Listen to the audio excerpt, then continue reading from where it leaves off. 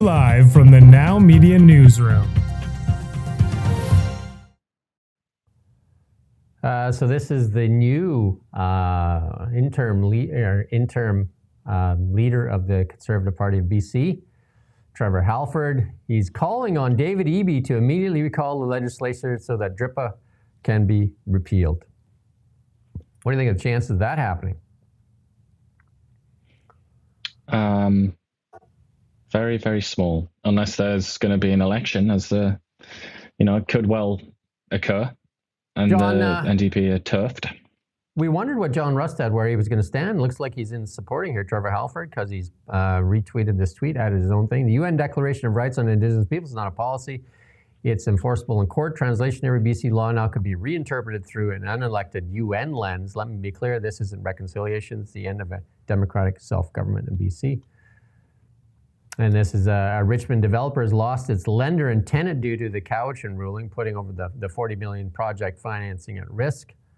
And that is the Richmond land decision there, where we saw 800 acres awarded to the Cowichan First Nations. I mean, that thing is going to take probably 7 years to go through the courts. I've interviewed, I think, Jeff Moyse 4 times now, I believe, on this. And he is the Aboriginal lawyer through 6 governments of the BC here and negotiated some of the treaties. And this thing will drag out for a long time. But at least now we know what happens if you take kind of like NGO level idealism, in this case from the UN, which is kind of like the world's biggest NGO. If you take those ideas and implement them word for word in the real world, this is what happens. The wheels come off your civilization. It just completely breaks apart. Because it's not based on reality. It's not based on actually trying to govern. It's based on, it's an ideological fantasy. It's like what university students discuss in seminars or at their little protests and things like that. This is not reality. And yet the NDP, which is kind of like a bunch of undergraduate philosophy students, isn't it, in many ways? The NDP thought, yeah, go on then. But I say the NDP, but the BC Liberals voted for this too. Don't forget that. Kelowna has now the highest unemployment rate in Canada.